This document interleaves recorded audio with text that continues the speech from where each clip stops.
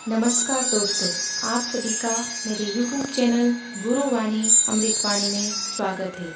आज हम इस वीडियो में भगवान शिव के शमशान में रहने का रहस्य जानेंगे और साथ ही भगवान शिव के अपने शरीर पर भस्म सुशोभित करने का रहस्य भी जानेंगे। आइए शुरू करते हैं इस पौराणिक कथा को और सुनते हैं भगवान शिव के इन गूढ़ रहस्यों को। महाभारत के अनुशासन पर्व अध्याय 141 में वर्णित एक वृतांत के अनुसार एक समय माता पार्वती तथा भगवान शिव आपस में बात कर रहे थे। उस समय देवी उमा ने पूछा, भगवान कृपया मेरी एक शंका का निवारण कीजिए। इस लोक में स्वर्ग लोक जैसे अति सुंदर प्रकार के सर्वगुण संपन्न निवास स्थान है, उन सब को छोड़कर आप शमशान भूमि में क्यों रहते हैं? शमशान भूमि तो केशों और हड्डियों से भरी रहती है। उस भयानक भूमि में मनुष्य की खोपड़ियाँ और गड़े पड़े रहते हैं। गिद्धों और गिद्धड़ों की जमातें जुटी रहती है। वहाँ सब और चिताएं जला करती है। मांस, वसा और रक्त की कीच सी मची रहती है। बिखरी हुई आंतों वाली हड्डियों के ढेर पड़े रहते हैं। ऐसे अपवित्र स्थान में आप क्यों निवास करते हैं? क्या इसका कोई विशेष प्रयोजन है? शिव जी बोले, हे प्रिय, भौतिक संसार में जहाँ मनुष्य 5 विकार अर्थात काम, क्रोध, मोह, लोभ तथा अहंकार से घिरा रहता है तथा अपने आसपास घटित होने वाली घटनाओं से वह प्रभावित रहता है। जब सुख के क्षण आते हैं तो सुखी तथा दुख के क्षण आते हैं तो दुखी होता है, किंतु एक यही ऐसा स्थान है जहाँ आकर कुछ क्षण के लिए ही सही वह इस जीवन के सत्य को जान पाता है। शिव जी ने आगे कहा, हे देवी, यही एकमात्र ऐसा स्थान है जहाँ न कोई गरीब है न ही अमीर। यहाँ आकर सभी सम्मान है, क्योंकि मृत्यु इस जीवन का अंतिम लक्ष्य है। यही वह स्थान है जहाँ एक जीवात्मा की जीवन यात्रा का समापन होता है। हे गिरिराज नंदिनी, मैं पवित्र स्थान ढूंढने के लिए सदा ही सारी पृथ्वी पर दिन रात विचरण करता हूँ, परंतु शमशान से बढ़कर दूसरा कोई पवित्रतम स्थान यहाँ मुझे नहीं दिखाई देता। देवी, यही कारण है कि संपूर्ण निवास स्थानों में से शमशान में ही मेरा मन अधिक रमता है। शमशान भूमि बरगद की डालियों से आच्छादित और मुर्दों के शरीर से टूटकर गिरी हुई पुष्प मालाओं के साथ विभूषित होती है। देवी, ये मेरे भूतगण शमशान में ही रमते हैं। इन भूतगणों के बिना मैं कहीं भी रह नहीं सकता।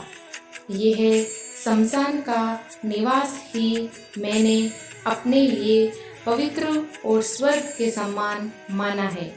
यह परम पुण्य स्थली है। पवित्र वस्तु की कामना रखने वाले उपासक इसी की उपासना करते हैं। इस शमशान भूमि से अधिक पवित्र दूसरा कोई स्थान नहीं है, क्योंकि वहाँ मनुष्यों का अधिक आना जाना नहीं होता, इसलिए वह स्थान पवित्रतम माना गया है। हे देवी, वह वीरों का स्थान है, इसलिए मैंने वहाँ अपना निवास स्थान बनाया है। वह मृतकों की सैकड़ों खोपड़ियों से भरा हुआ भयानक स्थान भी मुझे सुंदर लगता है। दोपहर के समय, दोनों संध्याओं के समय तथा आद्रा नक्षत्र में दीर्घ आयु की कामना रखने वाले अथवा अशुद्ध पुरुषों को वहाँ नहीं जाना चाहिए, ऐसी मर्यादा है। मेरे सिवा दूसरा अन्य कोई भूत जनित भय का नाश नहीं कर सकता, इसलिए मैं शमशान में रहकर समस्त प्रजाओं का प्रतिदिन पालन करता हूँ। मेरी आज्ञा मानकर ही भूतों के समुदाय अब इस जगत में किसी की हत्या नहीं करते। संपूर्ण जगत के हित के लिए मैं उन भूतों को शमशान भूमि में रखता हूँ। शमशान भूमि में रहने का सारा रहस्य मैंने तुमको बता दिया है। कहो, अब और क्या सुनना चाहती हो? देवी उमा ने पूछा। प्रभु, आपने अपने सारे शरीर में चिता भस्म लगा रखी है।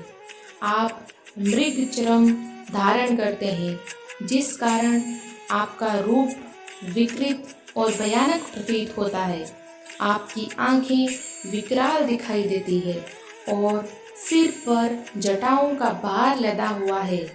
आपका रूप ऐसा रौद्र, भयानक, घोर तथा शूल और पटिश आदि से युक्त किस लिए है, यह मुझे बताने की कृपा करें। शिव जी ने कहा, देवी, मेरा भस्म धारण करने का कारण यह है कि इस चराचर जगत में विद्यमान कोई भी वस्तु स्थायी नहीं है। वह क्षणभंगुर अर्थात नष्ट हो जाने वाली है। सभी को नष्ट होकर भस्म हो जाना है। यह इस बात का संकेत है कि प्रत्येक को विषय वासनाओं तथा 5 विकारों से दूर रहना चाहिए, क्योंकि अंत में सब भस्मीभूत हो जाना है। हे देवी, मेरे व्याघ्र अर्थात चीते की खाल पहनने के पीछे की कहानी मैं बताता हूँ, सो ध्यानपूर्वक सुनो। भक्त प्रहलाद की रक्षा के लिए भगवान विष्णु ने नरसिंह अवतार लिया था तथा हिरण्यकश्यप का वध कर डाला। उसके बाद भी उनका क्रोध शांत नहीं हुआ, तो मुझे शलभ अवतार लेना पड़ा। तब मैं उनको उड़ाकर आकाश में ले गया तथा उन पर अपनी चोंच से आघात किया। तब जाकर उनका क्रोध शांत हुआ। इसके बाद उन्होंने अपना नरसिंह रूप त्याग दिया तथा प्रार्थना की कि कृपया आप मेरे इस अवतार की खाल को अपने शरीर पर धारण करें। तब से मैंने उनके अनुरोध पर व्याघ्र चर्म धारण किया। इस प्रकार इस विष्णु और शिव रूप शरीर से मैं सदा समस्त लोगों की रक्षा करता हूँ। देवी, ये जो विकराल नेत्र से युक्त और शूल पटिश से सुशोभित भयानक आकृति वाला मेरा रूप है, यही आग्रह है। यह संपूर्ण जगत के हित में तत्पर रहता है।